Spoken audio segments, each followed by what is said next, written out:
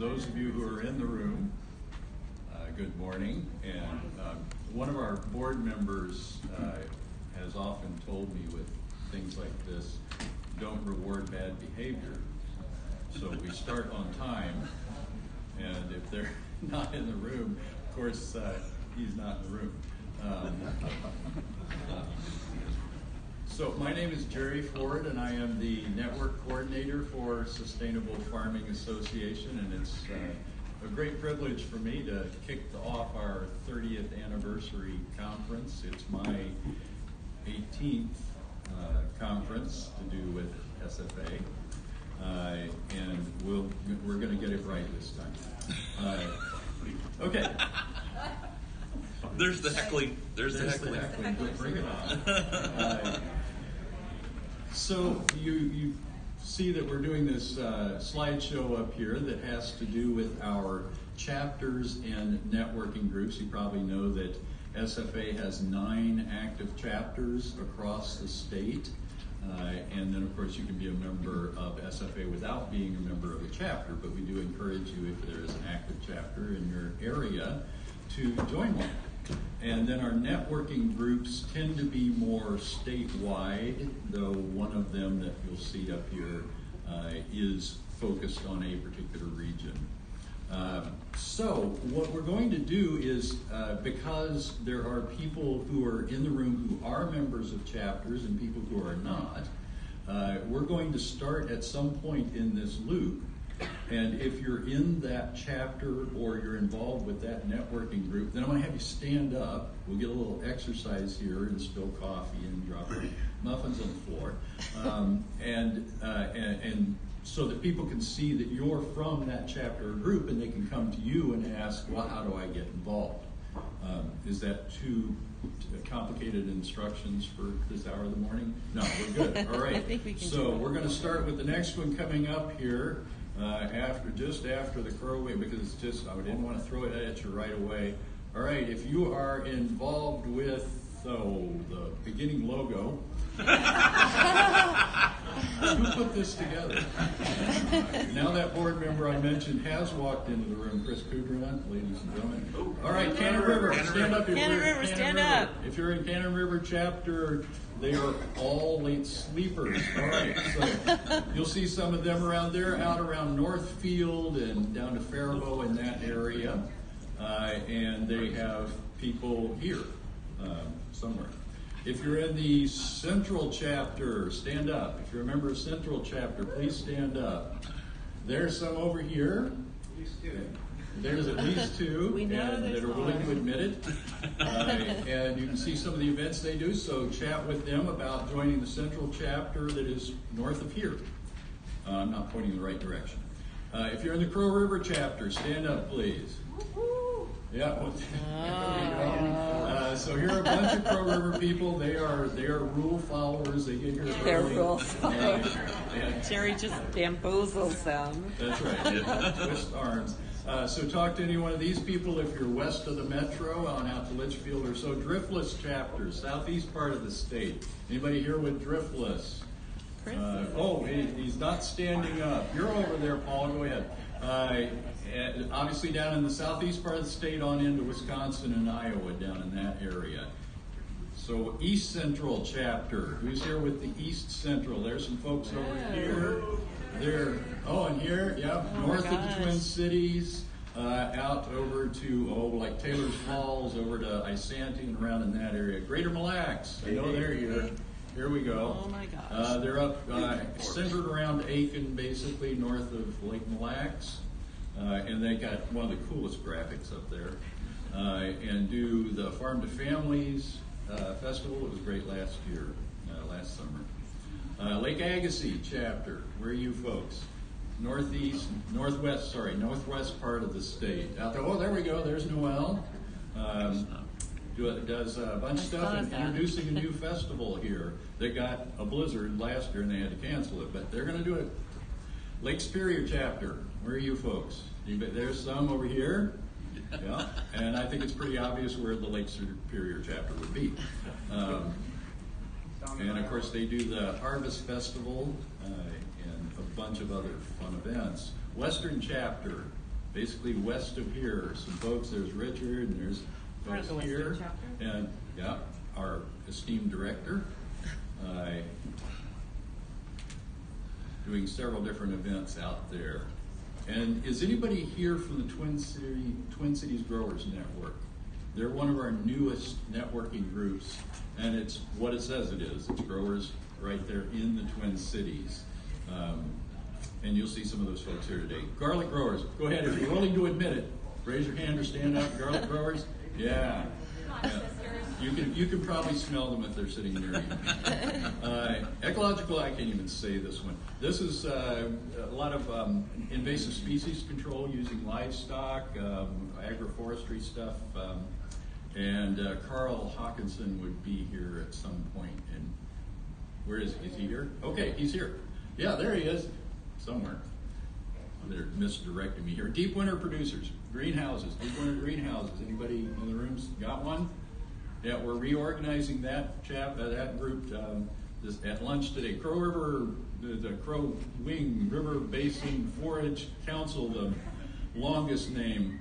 Okay, there's Kent Solberg back there with that group. All right, so that's our chapters and groups. Thank you for being confused with me on that one. So I would like to, real quickly, this program, the printed program you have. In case you didn't notice, I'm a big fan of bright colors. And so we like to do this color coding in this program. And it's probably very self-explanatory, but for instance, if you see the brown here on a title and you flip the page back and you see the map of the rooms, the brown room, which is right over, wait a minute, make sure I got it right here, right over there when these walls come in, okay? So, and then the sessions are on the rooms as well, the downstairs rooms and the upstairs rooms. B is the middle one, and C is that one. That often gets confused. People think A should be over there. Then we also have something that that Teresa and Connie are going to talk about here momentarily to a certain degree. We have 2 pages of this lovely strategic plan that we worked out last fall with board members and other stakeholders in the organization. And it's here in the really nicely laid out for you. And it says basically, here's what we're going to do and why we're doing it. And then we, of course, want to thank our sponsors that have, support our habits here and give us, support our work and make this thing so that we don't have to charge you very much. I do visit the exhibitors downstairs.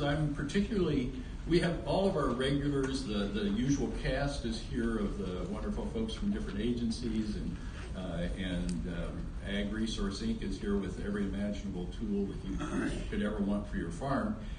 We have with us for the first time the Rodeo Institute now has a field office in Iowa, and they have come up to, in a farm in Iowa, a demonstration farm, and they have come up, so do stop by and see the rodeo folks. Okay, raffle tickets. This is the most important thing today. So stand up if you're selling raffle tickets. Here's Katie. Over here, we've got people with raffle tickets.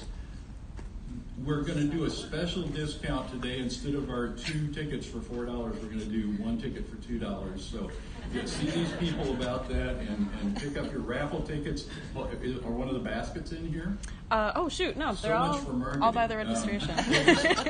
They're out there where you can see them somewhere. That's got my garlic in it.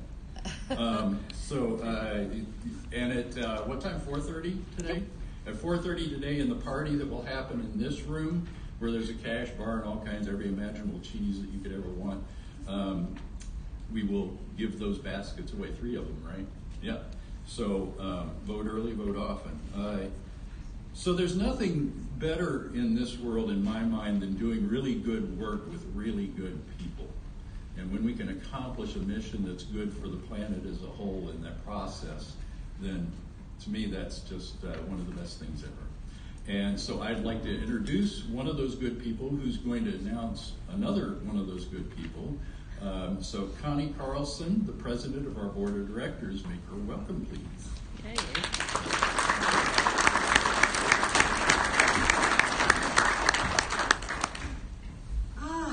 I just love this conference. I don't know about any else of you in this room, but I do spend a lot of time going to conferences, and this is the one that I always look forward to because I know it's going to be filled with a room of people that I often feel are part of a family, if I can say that.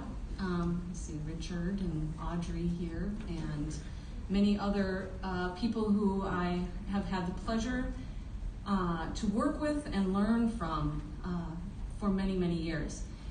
As I was greeting folks today, briefly as you were coming in the door, I asked a question, is this the first time you've been here? And there were a number of people who said, yes, this is my first conference. And so to everyone who answered the question that way, welcome to you.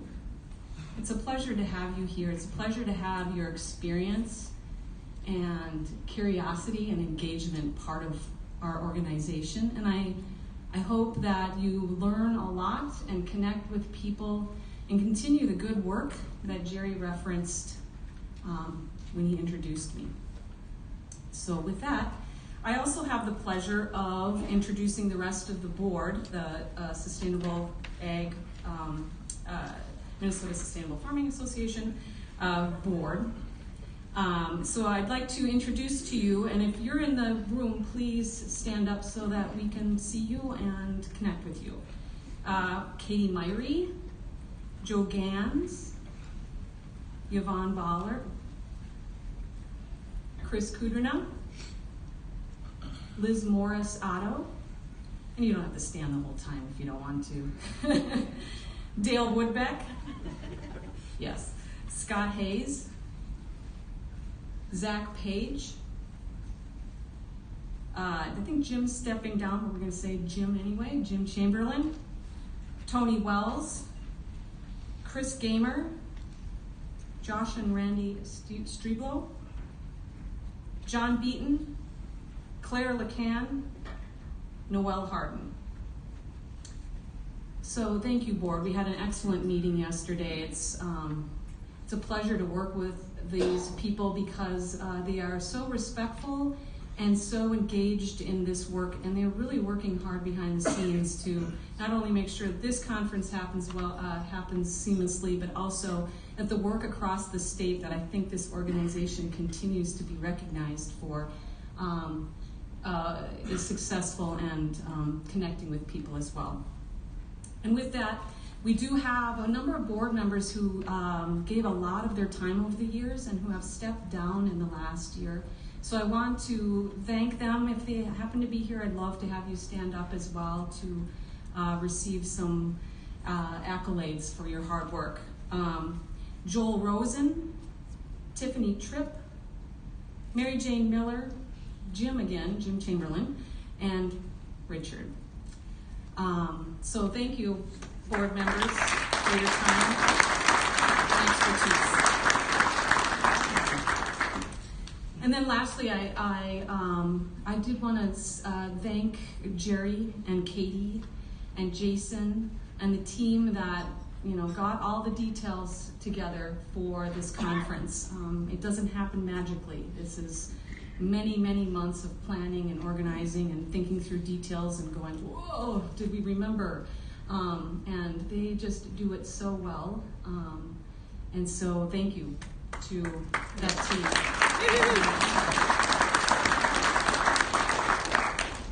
All right, and then the one last thing that I'm going to share with you before Teresa comes up here to share the strategic plan with me is a land acknowledgement.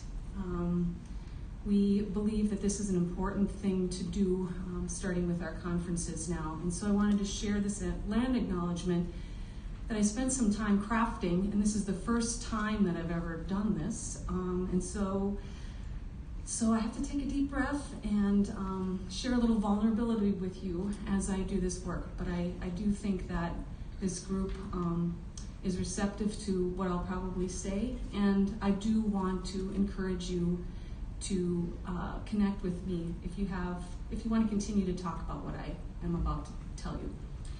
So, a land acknowledgement. For those who are not familiar, a land acknowledgement is a statement recognizing the history of colonization and its impact on the indigenous people who originally inhabited and cared for the land in which we are gathered today.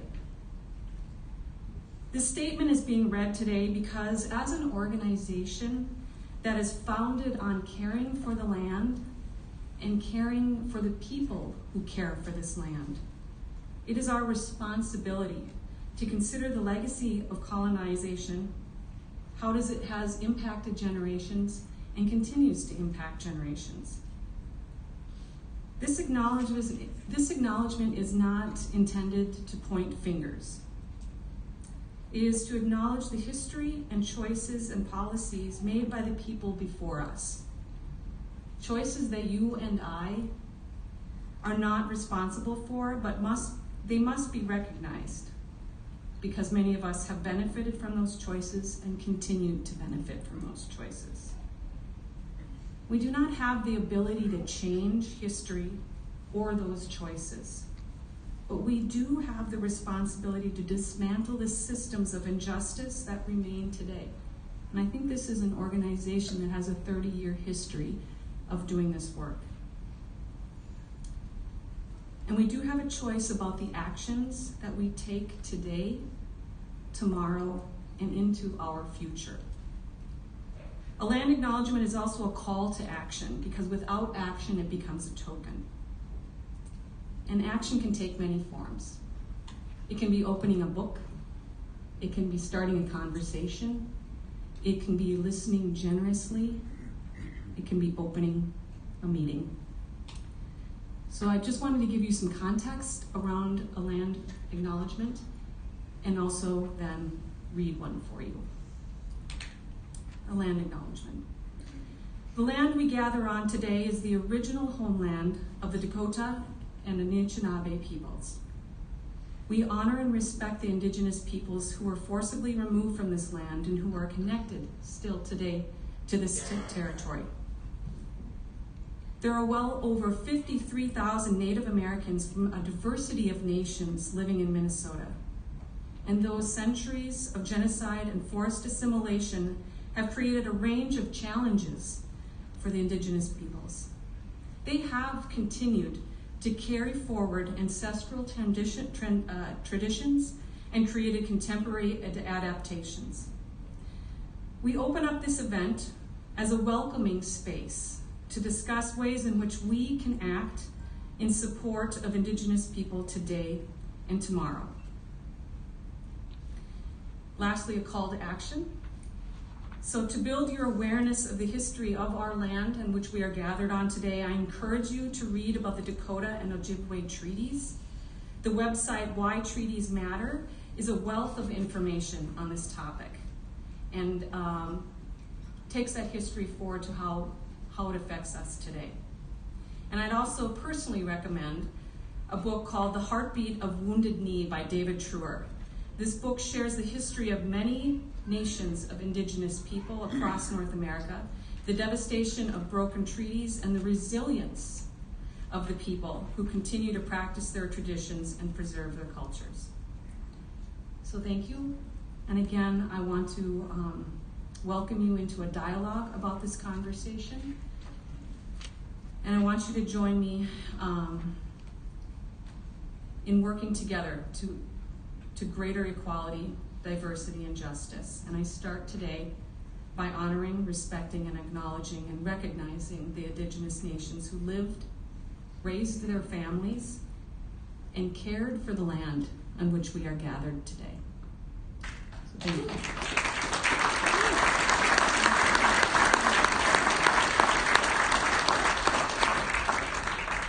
Thank you.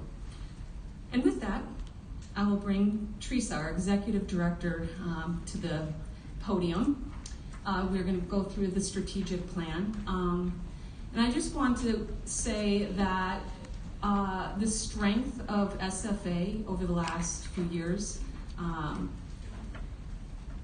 A big reason for that, the big reason why you see us in many more places is because of the hard work of this woman. And I really don't understand how she does it, but she has an amazing memory for everything. So please, let's give a warm welcome to Teresa.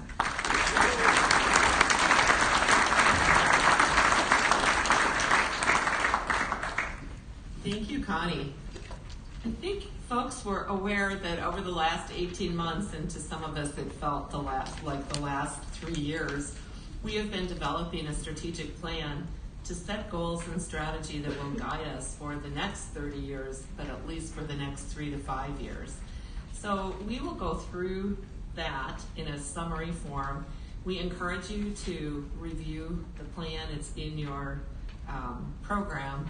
And then we'll also walk through the programs that we have that implement the strategic plan and the complement of staff and consultants that we have on board. And I'm not going to ask the staff to stand up as we go through these slides, but do speak with them, acknowledge them, and thank them for their amazing work. And I would also like to echo Connie's appreciation for the work of Jerry and Katie and Jason, who Jason never comes up here. He's downstairs really working hard. So my thanks to you for your wonderful work. So our strategic plan, it's out, and this is the first unveiling with members.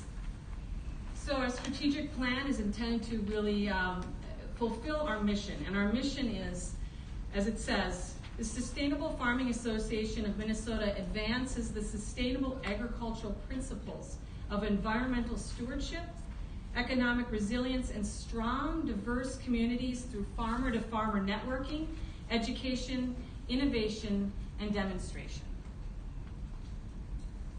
And our vision, agriculture done well heals. And this statement really came out of many meetings. And it was one of these statements that it was almost like how they described penicillin. You know, it was an accident. And when it was said, it resonated. And I hope it resonates with all of you as well. So this vision, we believe agriculture done well heals by connecting people, plants, animals to the land.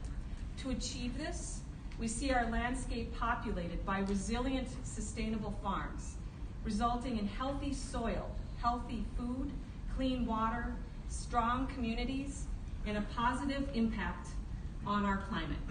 Can everybody hear me? I'm not talking right into the microphone, so all good? Okay. Our goals, and you can certainly follow along if you wish in the program guide.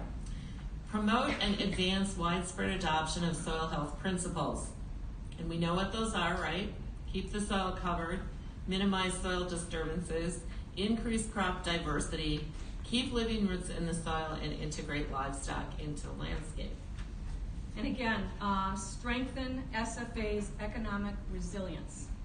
One way that you can do that today is to join or renew your membership or buy a raffle ticket. Grow SFA's farmer-to-farmer network, chapters, and networking groups, and equip them to succeed in achieving SFA's mission. So we actually have some leadership programs that we can really roll out and work with chapters on.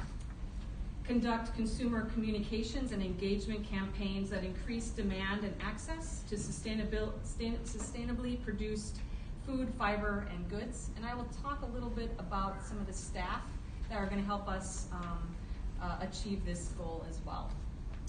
Provide education and support for beginning farmers, as well as farmers wishing to diversify or expand their farm businesses using sustainable and regenerative agricultural principles. So how did we put the strategic plan together? We had basically 4 different streams of input.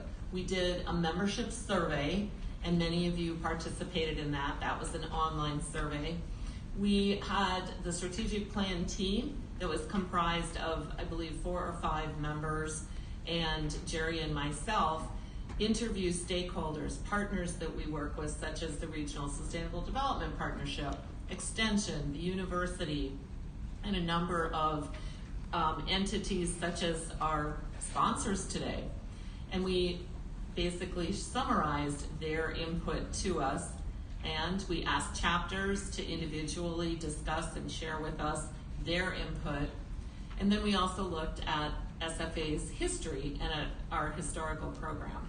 So we took that together, had a huge discussion about our background and where we wanted to go at our strategic planning conference, and then spent really, it was almost a year following the strategic planning conference drafting the strategic plan. It's not that it was complicated, it's that we were actually very busy doing a lot of things over the past year. One of the questions that we asked, how true is the statement to you that SFA is a leading organization for sustainable agriculture? And 72.9% felt that resonated. That was one of the questions we asked to see, are we on track? Sometimes when you're doing this work, you get in a silo or you don't really see the broader picture. So we really wanted to find out from members, from stakeholders, are we on track with our mission? So what are the programs that implement the strategic plan? Well, the first is our soil health and dirt rich program. And Kent Solberg is our livestock and grazing specialist. I saw Kent here, there he is. And Doug Voss. Doug is an associate with Kent, and Doug is from Painesville. I think many of you know him. So he's a new face. Together, Doug and Kent, and actually others really do a lot of soil health work too. They coordinate the Soil Health Summit, our Dirt Rich Field Days, cafe chats, and increasingly farm consults, one-on-ones or two-on-ones, if you will, coaching farmers. Another aspect of soil health, and I think Zach and Sarah I saw in the room, and Josh, soil health for fruit and vegetable growers. We're doing a number of presentations around the state that take soil health principles and work with folks who are small growers, fruit and vegetable growers, to apply those principles on those types of farms distinct from some of the conventional corn, soybean, and grain and livestock farms. So, Josh, are you in here? I saw him. I saw him, and Sarah's here. There he is. There's Josh. He's All got right, the orange hat. with the orange hat, and then Zach Page. And actually, Kent has been somewhat of a consultant, as has Jim Chamberlain, as we develop this program. Another aspect of soil health are our soil health case studies. I don't believe our researcher is here for the case studies. Oh, that's yours. That's all right. Go ahead. Yes, Dean Current partnered with us on this from CINRAM, and these case studies always kind of bring a smile to my face because I remember how they kind of came about. Dean was in a meeting with RSDP, and he was talking about how he wanted to build these tools for farmers to network with each other and learn about soil health. And I was like, are you talking to the Sustainable Farming Association about this? Because this is what they do. And he said, not really. I said, okay, let's get you connected. And as soon as that happened, of course, it took off. And really what this is paper tools for us to really see what other producers are doing across the state on soil health and additional resources. And I believe that there's another series of studies coming out. And I wanted to acknowledge Ann Dipstetter, the director of the Southwest Regional Sustainable Development Partnership, who has helped us both get funding and shepherd this project. And the soil health case studies have been aided by an advisory committee of farmers and soil health practitioners, actually. So the next series, which will be a series of 9, will come out in time for the Soil Health Summit. So those attending or not will announce it and connect and so forth. So you'll be able to see the second set too. Another aspect of our soil health work, one that has been very successful over the years, is our professional development program, and Wayne Munson coordinates that. Wayne, I know you're here. He's here. There he is. There he is. Thanks, Wayne. That program teaches ag professionals such as soil water conservation district people, farm service agency, agronomists, soil health experts, and farmers specifics on soil health and equips them to teach others. So for the last 4 years, we've had a program that asks the soil health people who are in the program to do a downstream event. That could be a workshop, a field day, it could be a webinar, it could even be a meeting as a way to take what they've learned and practice it. That has really enabled the soil health movement, if you will, to expand such that in some parts of the state, we have less need to be present to do workshops because some of those soil health professionals are doing those workshops. And this year, we have a new PDP program, and it's on silvopasture. All right, and then the next two projects that I'll highlight are really crop specific. So the first one is the Minnesota Garlic Project that has been coordinated by Jerry. And the intent of this is really to help growers grow better garlic. And then not only understand that production agronomic end, but also explore what are the market opportunities for expanding this crop. And so Jerry's been doing workshops. I attended a few and presented some marketing on it as well, but doing these production market workshops throughout the state, doing on-field trials, and then there is market research that is happening as well. And we're actually moving into a second round of this work starting in April or so. And this is funding through the Specialty Crop Grant program provided by the MDA.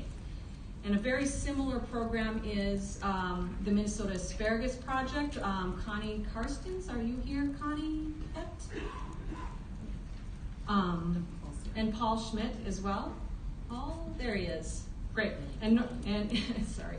And Noreen Thomas and Annie Claude, all part of the work. And again, this is the same sort of scenario where we're trying to understand how we can grow better asparagus in our state and get that asparagus into the marketplace for that economic benefit as well. And again, there's field trials, workshops, and different ways for people to be involved in this work. Another program of ours is a partnership with the Dairy Grazing Apprenticeship. And our education coordinator is Angie Walter. Angie, are you in the room? Hey, Angie. And I know Bonnie Haugen, who is the DGA coordinator in the southeastern part of the state, is also here. Or I saw her last night. I guess I know she's here at any rate. And DGA matches apprentice beginning dairy farmers who go through a rigorous education and on-farm program with master grazers who are grazers who have had 10 or more years of dairying experience. I know Kent is a master grazer, and Kent actually has an apprentice working with him, Michaela, who is here today. If you are a dairy farmer and are interested in grazing dairies, by all means visit with Angie or Bonnie or Kent. That program is really intended to give more viability to the dairy industry and to promote the ecological method of raising milk using grazing strategies. I hope I said that right. Related, the Minnesota Dairy Initiative is a program that SFA has been involved in for many years. Kent serves as a regional coordinator. It provides technical support to dairy farmers around the state. And in this challenging time, I would say MDI is probably more important than ever. And then our last, well, it's not our last program. One of our last programs, I mentioned silvopasture and agroforestry. I don't know if folks know how passionate Jim Chamberlain has been on this issue, but a couple of years ago, he worked with Dr. Diomedes Zamora, Jomi, with the University of Minnesota Agroforestry, and they put on with the Central and Greater Mille Lacs chapter a 2-day workshop on silvopasture, and I attended it. I think Joe was there, and I thought, my gosh, this makes so much sense for soil health in areas that have oak savanna or blighted oak savanna or woodlands. And the historic oak savanna area in Minnesota, spans from the northwest parts of the Lake Agassiz chapter all the way to the southeast in the Driftless. The Crow River chapter is kind of smack in the middle. And so we created with Dr. Zamora a silvopasture program to educate people on the benefits. And we actually just have a new silvopasture coordinator who starts on Monday, and he is here today, though I don't see him in the room yet. And that's Tyler Carlson. Is Tyler here? Oh, hey, Tyler. And Tyler has a farm and a silvopasture operation near Sauk Center. So visit with Tyler or go to the silvopasture workshop if you are curious. All right, so earlier we talked about some of the goals for SFA with our strategic plan, and a big part of that is how do we communicate this work to a larger audience and ensure that the message of what we are trying to do and doing across the state gets communicated to people across the spectrum who are interested in this and even want to be engaged. Because I know that there's probably folks who are sitting here today who are not farmers. Maybe you're culinary folks or are working in food system work, but understand the important place that agriculture plays in all of that.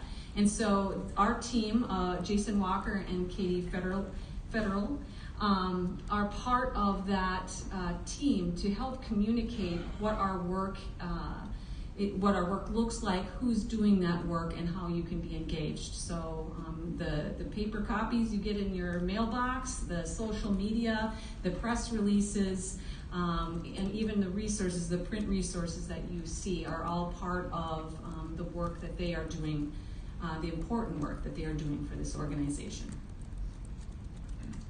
The last program we'll mention is ROLD. It's a new acronym. We wouldn't be doing our job if we didn't create acronyms. The Rural Organizing and Leadership Development Project. And that is staffed by Dan Zimmerly.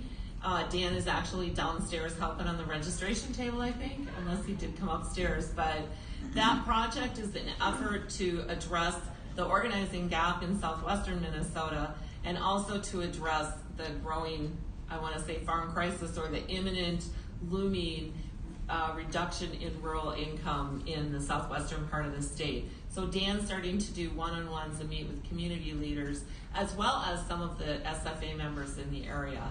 And he has a flyer describing the project and the time frames if you wanted to visit with him about that. So where do we get our funding? What supports this? Well, first of all, again, thank the sponsors and our exhibitors, because our programs, such as the annual conference, are self-supporting thanks to your registration and, more importantly, or not more importantly, but importantly, the generous contributions of sponsors. And our key sponsors this year have really stepped forward, and it has been a banner year. Our income also comes from membership dues, from fundraisers, and from major donors. And SFA, I believe I mentioned this last year, actually enjoys a large percentage of its budget from grassroots support, meaning non-foundation or non-government grant income. So you can all pat yourselves on the back. A lot of times funders will say, well, do your members support your work? And in SFA, it's close to 40% of our overall budget. Last year, our budget and our fiscal year runs, July 1 through June 30th. Last year, our budget was $463,690 in income. Of that, 18% was chapter income for the use of chapter programming, and the balance, the 82%, was for statewide. And then that chart shows you where the statewide money comes from. 37 from from government grants, and 36 from foundation grants, 11% from events and workshops, and 16% from members and major donors. So I want to thank the supporters, the major donors, the people who pay membership dues, the people who ask for membership, the folks who reach out to people to be sponsors and exhibitors. I don't think asking for money comes naturally to most people, so pat yourselves on the back for a job well done. And with that, want to acknowledge our conference sponsors, directly. So Compeer Financial, Lake Winds Co-op, the Regional Sustainable Development Partnerships, the University of Minnesota Extension, the Minnesota Agriculture Water Quality Certification Program, Linden Hills and the Wedge Co-op, the Minnesota Department of Agriculture, Minnesota Farmers Union, Highview Advisors, Renewing the Countryside, and Finnegan's Brewing. Thank you very much for your ongoing support and commitment to our work.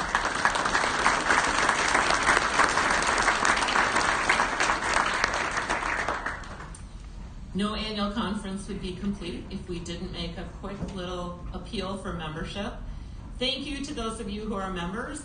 If you aren't certain whether you're a member, Jason and the front desk can let you know. Membership dues are $40 for an individual, $50 for a household. There are other levels as well. If that is too rich for your blood, we have a pay what you can afford. So we want to make that clear. If 40 or 50 is too much, pay what you can afford so that you have some skin in the game and we can count you among our supporters. Thank you so much. Oh, our membership count, 970. 30 more. 30 more. 30 more. You can do it. It is our 30th year. You can do it. Thank you. Real quickly, I wanted to introduce Minneapolis City Councilor Jeremy Schrader. Raise your hand, please. Thank you for coming. Jeremy is Jason, and maybe he may be others who are here as well. They're city council person, and Minnesota Department of Ag Commissioner Tom Peterson. Is Tom in the room? So we would like to invite Tom up to say a few words. We've really enjoyed working with Commissioner Peterson, and he said he really would say only a few words. Say as much as you want. I will.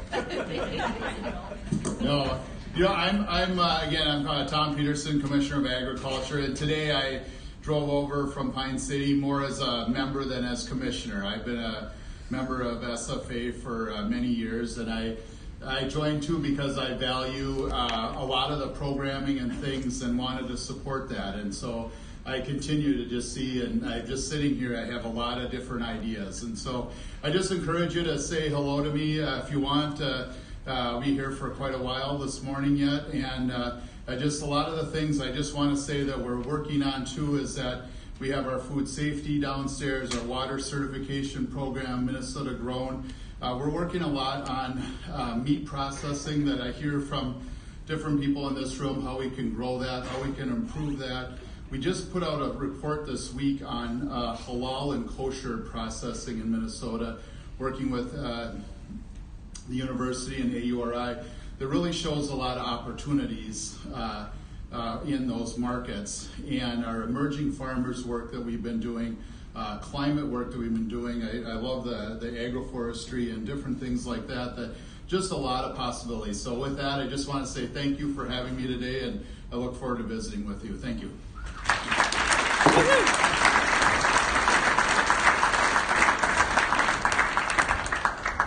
All right, I'd like to call the orchestra up at this time. We're going to be, I think, in the vicinity of G major, is that right? And I know what you actually came here for was the song, so let me get that set up. We tried to channel Woody Guthrie and Pete Seeger to write this for us. Ran into a little problem with that, and so we came up with this song, and I think you can pretty well guess what the melody is.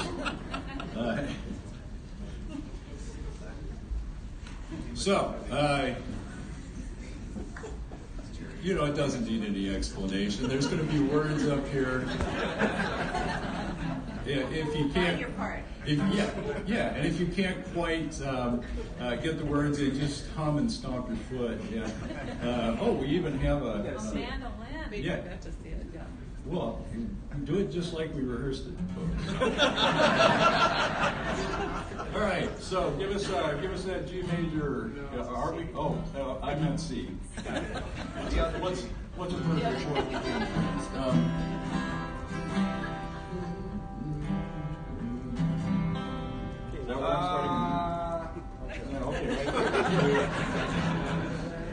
here's the first verse. This soil is your soil. This soil is my soil. Let's build it up now. Regeneration. Good farmland. More resilient. This soil was made for you and me. So that's the chorus. It's going to come around a couple of times. Here's our first verse. It's 30 years now since we got started. A grassroots offshoot of LSD. Then we formed chapters. We wrote a charter. SFA was made for you and me. It's all about local. It's all about farmers, about the environment and community. Did lots of farm tours, take lots of love. SFA was made for you and me. Here's the chorus again. This soil is your soil. This soil is my soil. Let's build it up now. Regeneration. Let's make our farmland more resilient. This soil was made for you and me. Kazoo solos.